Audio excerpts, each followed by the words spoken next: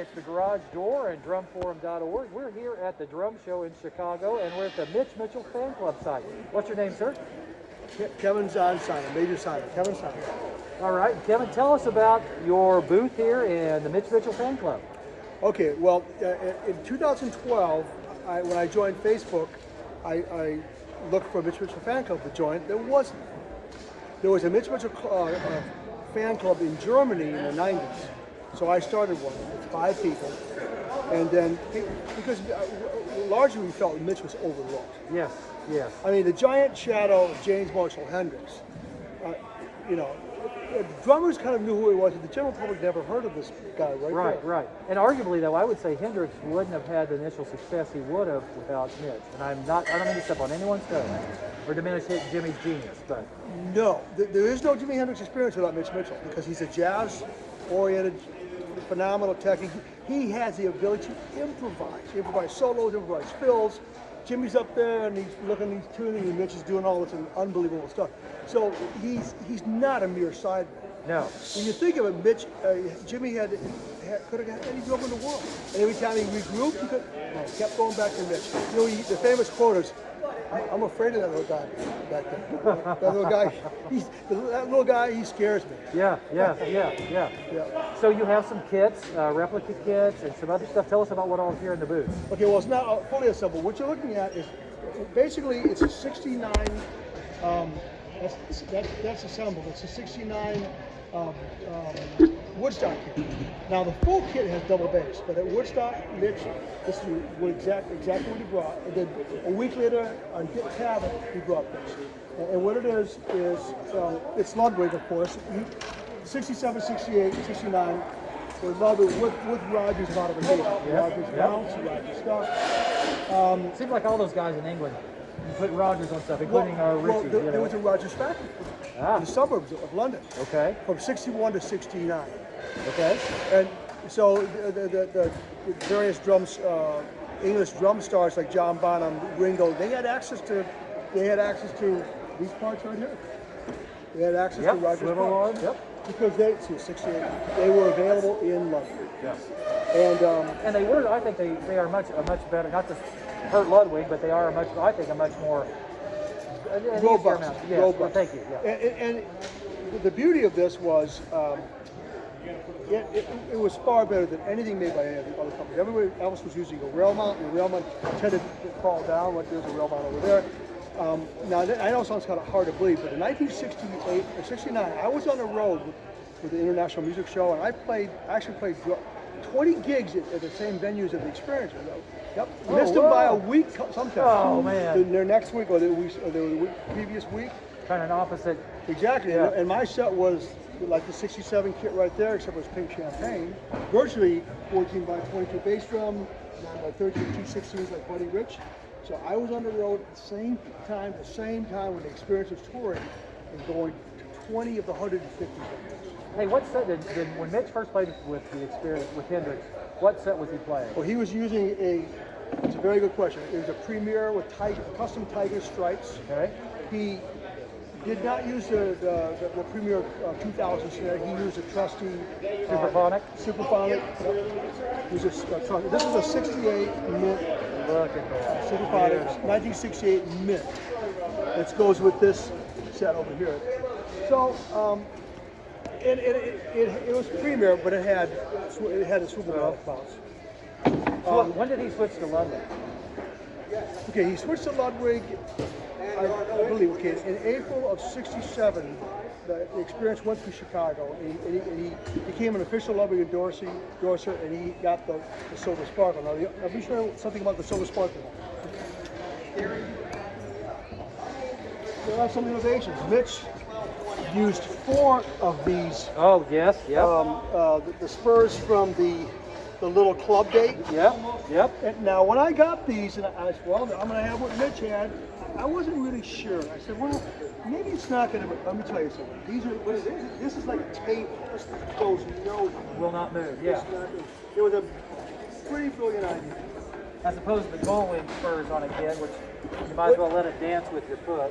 Well, the Goldwing are going to move. Yeah. You can take that bass drum go like this. They will collapse. So apparently he had problems with that. See, Mitch had a Ludwig kit in '65 with the Riot Squad. He was in a '60s band, and he had which David Frangione of Modern Drummer bought that kit. It's a 4-piece, 22 by 14 bass, 9x3210, 116 by 16, and it has the traditional classic, but they move. You tighten them with they're going to move. Now, oddly enough, for some reason, we're not really sure why, but he did go with the rail. With the rail. But after a year of that '67 tour, he had it. Why do you think Mitch didn't go with the traditional jazz? You know, Dinsmore from the Doors, he played in 2012-14. Why do you think Mitch did not? Projection or no? Volume. I mean, he's up against this massive stack of Marshalls. Here's something else interesting about this. As time goes by, Mitch's sticks get heavier and heavier. He's got little 7As in 19. This is this beautiful '68. Now these are brand new Ludwig Legacy maker, brand new. Yes, the Ludwig, the Legacies. I have an Oyster Black Legacy kit. These are brand new, and I had to demodernize them, which is remove the modernize them. So in '60, he toured for 1 year with the Silver Star. In '68, in May, the experience was in Chicago for a show that Mitch on a Friday, May 23rd. He got his second kit. Now, Mr. Ludwig was really cheap, so he kept pushing out these natural maples because he saved money on the wrap. Yeah. Ringo got one. Carmen DePiece got one. Then Carmen told Bonham about one. Bonham got one, yeah. So Mitch got one. This is a remarkable. What you're looking at is Legacy maple, but it's been completely set up for Mitch. And it's just phenomenal. Now, I want to show you guys something interesting here.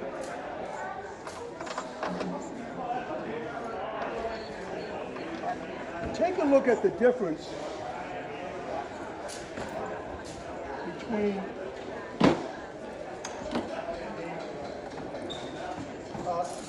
a Ludwig L-arm, functional, fantastic, used by everybody, by Ringo. Yep. Look at this. Look at the workmanship on this. The Rogers. Yeah. Just there's no comparison. They both do the job. Come on. Yeah. That's which are you going to choose? Yeah.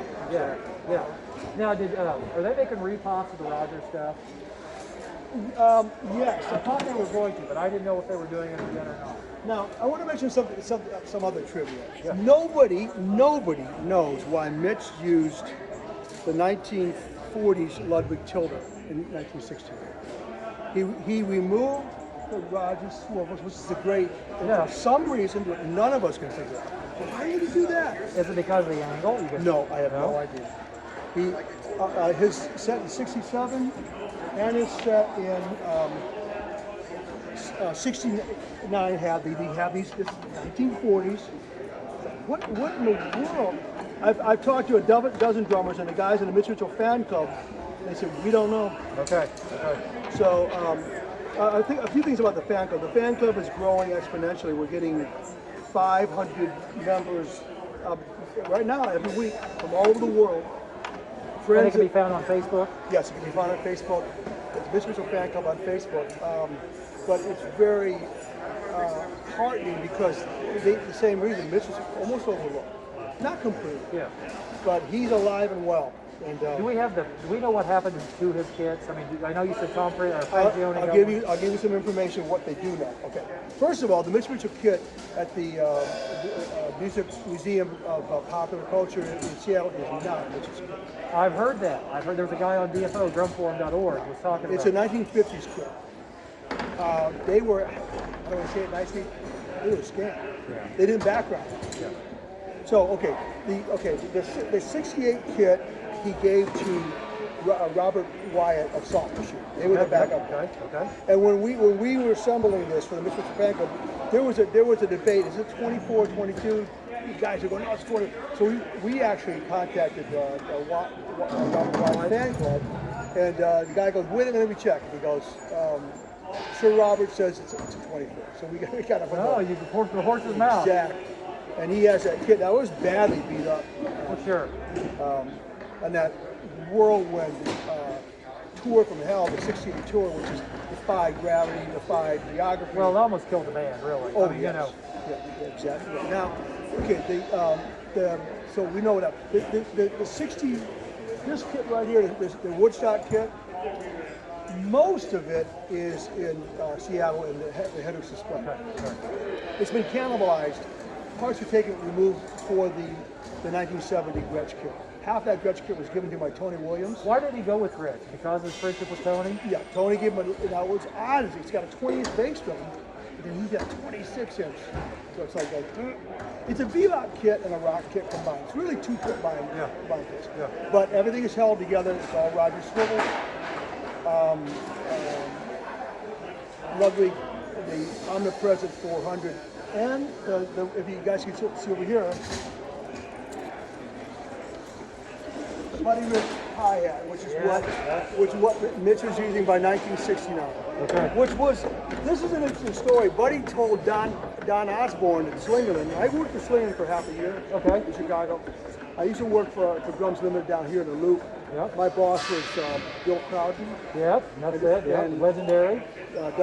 Bill Ludwig Jr., which is I used to go to the Ludwig factory every Friday. It was quite a thrill. And what happened was Buddy said, "I'm not playing this stuff unless you got a month to come. I'm leaving. I'm going back to Rogers." Which Buddy would do all the time. Of course. So Don Osborne, they got desperate, and they came up with this hi-hat, the Buddy Rich cymbal stands, which are actually the really cool lock-in-place snare stand. Yep. So they got the bass drum pedal. There was a Buddy Rich bass drum pedal. Exactly. So now, what you're looking at is the difficulty here. The challenge here is to find. This is what it is, to find mint condition stuff. That is the challenge. This is mint. This is mint. There's two of them. Yep. That's Chrome, the Wahlberg and Osh. The bass pedal is mint. Kurt Ekstrom, who's well known, Ludwig guy, he said to me, "Kevin, why don't you develop a third canister?" So each set's got a canister. That's a canister wrapped in. Did Mitch play with the canister on a canister or not? See, I don't. Okay. He played on a lovely timpani steel. Yes. Which us old guys now, it kills our backs to play on. Oh yeah, exactly. Now I want to show you guys one more thing really quickly. Are any of the canisters mint or vintage or the canisters new? Okay. This is a homemade canister. It's a replica of what Mitch was using with Ludwig. Now, interestingly enough, well, you got the finish close. Yes. Interestingly enough, for the first half of the '68 tour, Mitch used the Silver Sparkle canister, and then the guys at Ludwig here in Chicago, eventually by September or October, he was delivered by airmail his mastering flow. Okay. So, do we know what happened to Mitch's thermogloss play? The thermoglosses is Robert Wyatt. Oh, okay. Sorry. Yes. Okay. Now, almost all of the '69 Woodstock kit is in Seattle. Okay. One of the bass drums, no one knows. Okay. The Gretsch kit, the '70 kit, the Maui kit, Isle of Wight kit.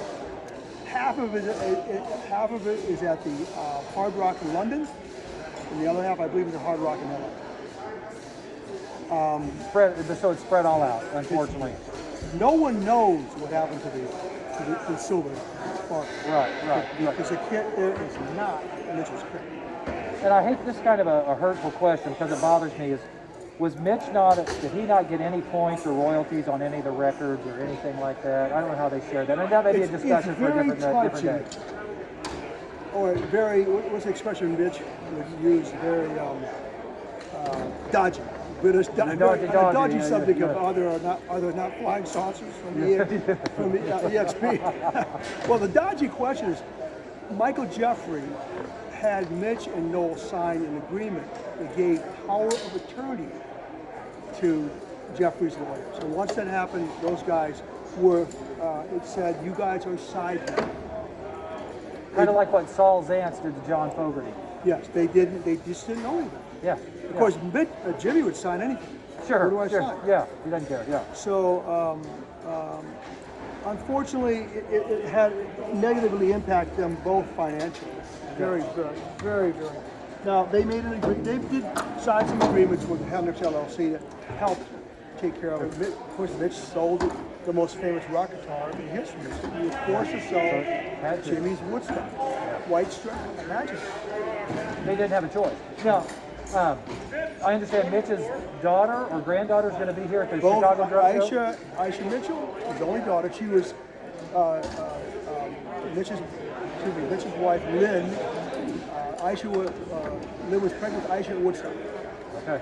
And then Aisha was born September 1st in London, 1970. Jimmy passed away 17 days later. So Aisha Mitchell, Jimmy is her godfather. And the granddaughter will be here, and it's so sweet. So we're very thrilled to get it. Chance we might get a short hello from her. You think you could help us do that? Of course, yeah. We developed some really unique things. The fan club. I was going to ask, where do you get the shirts? How can people get one of the shirts? They will be available on the fan club store. Okay. We're going to sell out all of them here. I just want to mention something. This is kind of interesting, guys. Sorry about me. Oh, no, I love it. We're fine. Okay. This is a little bit controversial. And is why would you pick this for the fan club logo? Well, there's Mitch in 1967 in March, with the frizzed out hair, because the picture on RU Experience was really a radical fashion statement. Oh, yes, and with the Edwardian uniform. Exactly. Aisha said my dad hated his hair frizzed out, but it was a highly effective visual fashion statement. So for the fan club, we said we're going to go with a young, vibrant 19-year-old Mitch Mitchell, brand new to the Experience. He's only been in the band since October. And he's only been in the band not even a half a year, so that's why we went with it. By the way, real fast, how did Mitch, was there an audition for the experience, or how did Mitch hook up with Jimmy? The legend is that several musicians at audition, several drummers, session drummers, came down to, the story is Ainsley Dunbar and Mitch, and they flipped a coin. Yeah. But Mitch was the perfect drummer for Jimmy. Well, it's like, to me, it's like, it's like Ringo and the Beatles. They wouldn't have been the same without. And the other thing is, I got to say this to our listeners, you got to thank Jimmy for letting Mitch be Mitch. Oh yeah, yes, he didn't try to curtail him at all, and he knew what Mitch could bring. I was in a Hendrix band, that excellent guitar player, but he said, I don't want any of that Mitch stuff. And I said, well, you have authentic Hendrix, but you don't want authentic Mitch? You don't want the Mitch fills? He goes, no, it's too busy. So I left. It was an excellent man. It was not 100%. It's not right. It's not right. Well, first of all, I have to fake anything like Mitch. I'm not good enough to do some of those amazing fills, how he could go with his left hand, And we have to mention something else. Sure. And they're here. We will be selling the first Mitch Mitchell drumsticks. Now, in 2009, Vater Drumsticks made a deal with Mitch to sell. They developed a stick that Mitch approved, but it was never released. We are releasing it tomorrow. What's the size? It's larger than a 7. It's like maybe a 10A. It's larger than a 7. Hold on one second, gentlemen. I think I have 4 pair here. This is just excellent. Okay. Treasure trove of information. This is a Mitch Mitchell stick that Aisha let us use. Mitch was using this. He put tape on it, and so he was using a very light. This is 7A. Okay. Yep. So we started from this point. Then we contacted. I have to give tremendous credit to Resurrection Drums in South Florida. Great company. Good people, in for the right reason. Right. And Jeff Lee contacted Vader, and he said, we have a stick that Vader was going to release. It was never released. So we're going to be releasing it tomorrow. I think I have a few. Well, I'll have them tomorrow. I'll show you. It's remarkable. It will have the Mitch, the logo, the Mitch hat, and Mitch's signature. So it's. What will they be? What will the retail be on? They're going to be like $19.95. We're not going to overprice them. I'm especially proud of that stick. Oh, because it I never, cannot wait to see it. It never happened, but it's happening. But as you said, his sticks, he got bigger and bigger sticks to do that volume, to project the volume right as they went along. I'll tell you something. You look at on the fan club. There's quite a discussion. It shows him the 67 with these little penciled 7/8, and then when he joined the Experience, he played the Ringo Starr Arbiter Ringo model. Because we know there are broken sticks at the Hard Rock London. It's a pair of sticks that says Ringo Starr broken by Mitch. So, and by 1970, he was playing almost a 2B. Very well. Wow. And it was strictly. It didn't slow him down though. No, but it was strictly match grip, and really, because he was never proper. I've discussed it with some people here. He was never properly run. Yeah. Oh yeah, for sure. And he's competing with this 4,000 watt peak power thing that's 12 foot tall. So he's got to just basically simple it down to cut through. Yeah. Yeah. What would you say was the best, if you were to pick one recording, one LP? To me, I know my answer, and I just want to see best exemplifies Mitch's playing. Well, they're the inside songs, not necessarily the hits like Purple Haze. Agree. Okay, well, the inside songs, several of the solos. If 619 has an insane song. Oh my God, yes. What in the world he's doing? Now, the answer to your question, give me 1 second. I'm going to just grab a pair of sticks over here. I think I'm going to.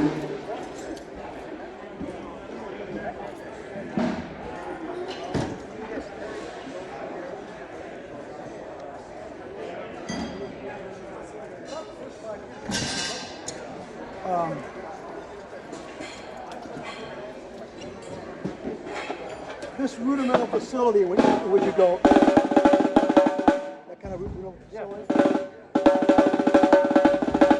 Mitch had those chops. So the inside, if 619, now, I'll answer your question. Someone said there's one song that Mitch did that in your mind establishes him as a percussion legend, and that's the drumming on Voodoo Child, the slow. The night I was born. It's just. It's the notes he doesn't put in. You know, it's the space. Yeah. But then in the middle he goes into this insane solo. Yes. It's like, what in the world is he doing? To this day, even though it was recorded in October, I believe, of '68, there was a bunch of hangers on. They had jammed. They had done a gig. They had jammed. They came in there. Jack Cassidy from Airplane on bass. I can't remember the name of the organist, but that drumming on that is unbelievable, and it was all filmed by CBS television. Oh wow! But it was lost. It was filmed in color. Of course. And the drumming on that is just remarkable. I like a lot of stuff on Axis. Axis is one probably my most listened to. Now, you know something, this is interesting. I don't know, people in the fan club saw the Experience live a week after Axis was released, and in one concert they did almost all the songs. Oh, they wow. started out with EXP, with Up from the Skies. Yeah. Mitch on brushes, jazz brushes. The concert started with Up from the Skies. Oh, the guy goes, I can't believe they're up there playing. Oh, wow. Yeah, so it's innovative. The main thing is Mitch has the technical facility to improvise. Just like Coltrane, just like any great jazz, or any musician, any great musician. And here's the thing, people don't realize this. Jimmy's improvisatory skills, actually, because he improvises blues solos. Yeah. He's not doing a straight rock and roll 3.5-minute format, but he can not always on the 2 and 4 either. Exactly. So he can improvise, and then Mitch is out there doing this jazz bebop stuff. Yeah. So it's truly remarkable. Any truth to I've heard Denny Saiwa has said that he thinks that Mitch auditioned for McCartney. Have you heard anything about this? It was a flip of the coin, and he lost that audition. That he lost that one. To Denny Saiwa. Yeah. So Mitch did. I mean, as far as your research, from what I understand, yes.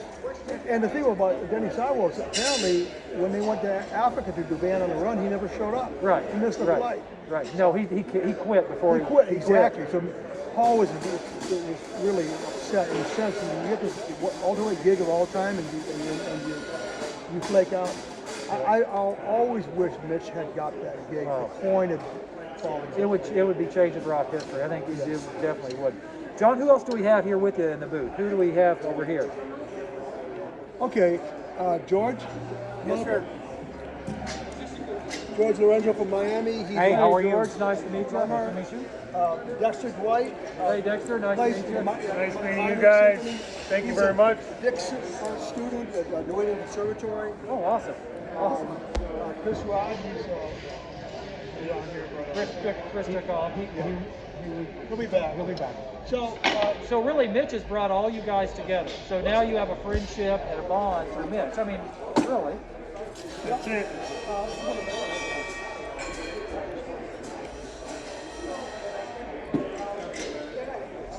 here is the challenge.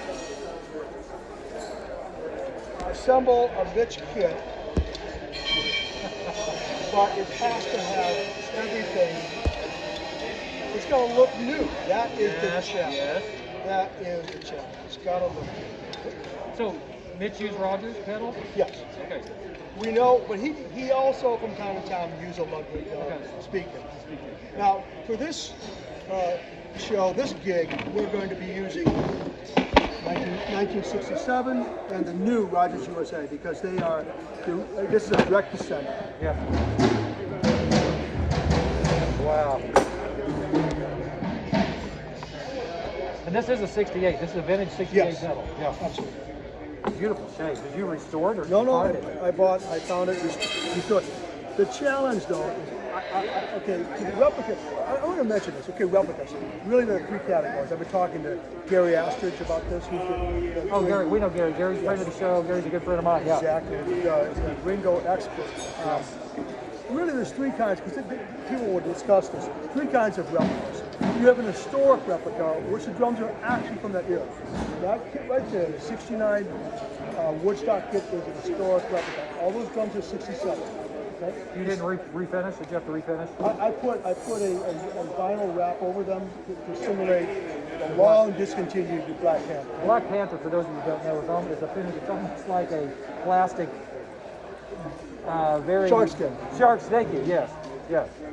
And the funny thing is that I just found this out recently that Ludwig had made several hundred kits of a color that did not sell, so they Citrus Mod.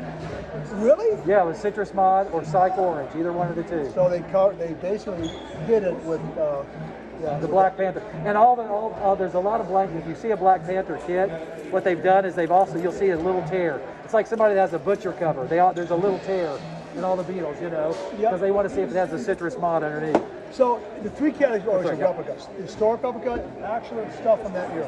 That set is an historic replica. Everything's from 67, the stands are 60. Then you have a cosmetic replica. Cosmetic, well, I can't find that 14 by 14 floor top. I want to use a modern classic paper. And restore it as close as you can. It's going to simulate it visually. Then you have a mixed kit. The 67 Mitch kit is mixed. It's historic. All the Rogers is historic. The drums are brand new. So the drums are a cosmetic replica. This is as close as you can get. If Mitch were with us today, he said, I'm going to go on a road with the set I played, an Electric Ladyland. That's what we're going to use. We're going to get the Ludwig legacy. And special thanks to Josh at Ludwig for doing this. They had to put everything drilled correctly. This is authentic. Now, are they doing the Reza coat, the reissues? Are they doing the white paint inside? We paid an extra sum of money I will not mention to get the white off-white inside. Also, if you look at this, folks, they place the keystone exactly where it's supposed to go, right in the middle.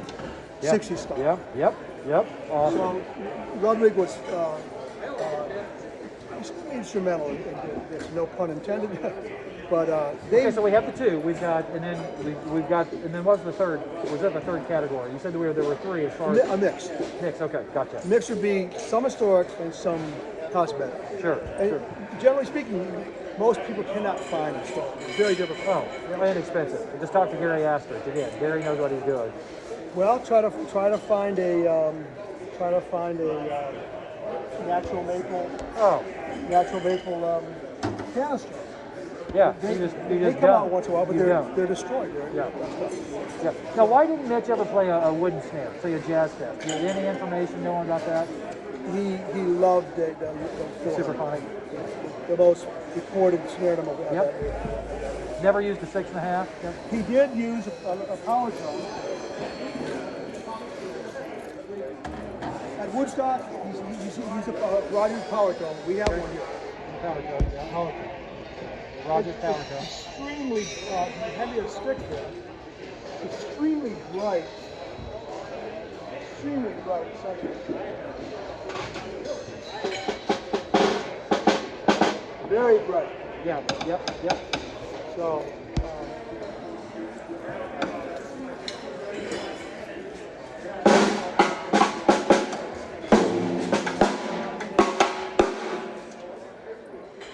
Okay, a little trivia.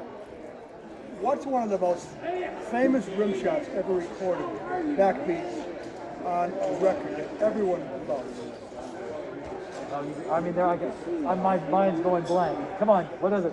Get Ready by Rare Earth. Oh, sure, yeah. Yep. That's a Rogers Diatonic.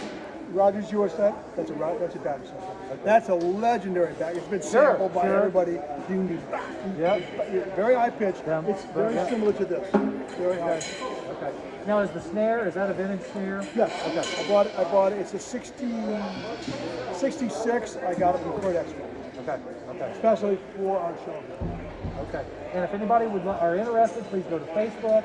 It's the Mitch Mitchell Fan Club. You can find them all over Facebook or here at the Drum Show in Chicago. Thank you. And we will assemble a Mitch Mitchell replica.